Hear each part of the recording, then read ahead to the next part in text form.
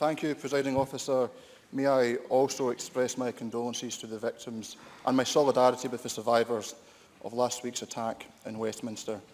Presiding Officer, it is a privilege to have the opportunity to contribute to this debate on Scotland's choice.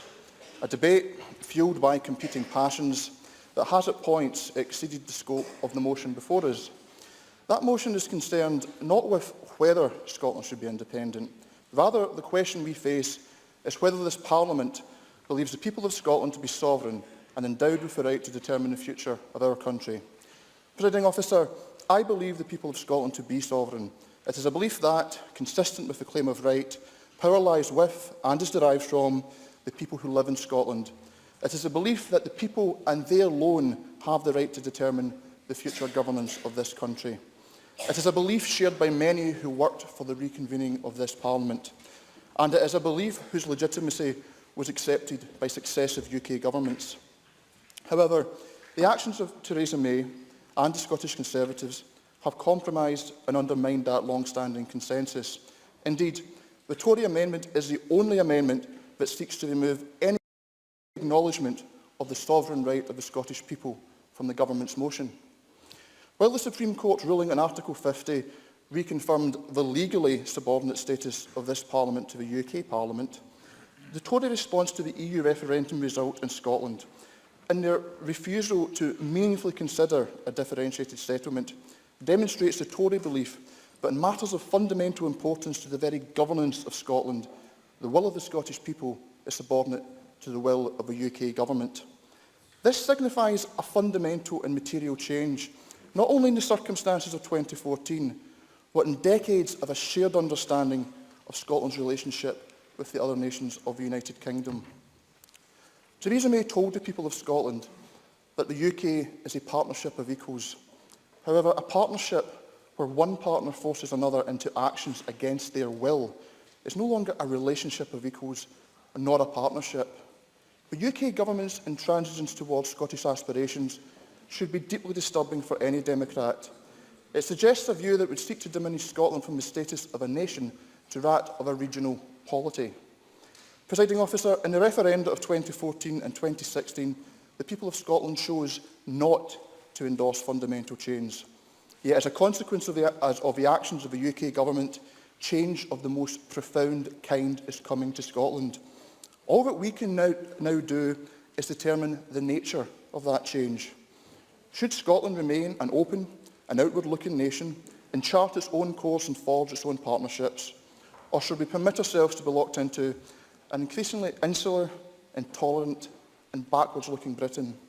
Only the sovereign people of Scotland can make a decision of that magnitude. That choice is not for politicians or for parliaments to make. It is for the people of Scotland alone. Before concluding, Presiding Officer, I wish to address two specific points raised by the opposition amendments, namely timing and the fear of division. The timetable set out for a referendum in the government motion is predicated on both the UK Government and the EU's chief Brexit negotiators' assessment of when Brexit negotiations will be concluded ahead of ratification. A referendum between autumn 2018 and spring 2019 will empower the people to make an informed choice on Scotland's future. Crucially, this will be before any regulatory divergence between the European single market and the UK can take place, which would compromise Scotland's existing fulfilment of the acquis communautaire.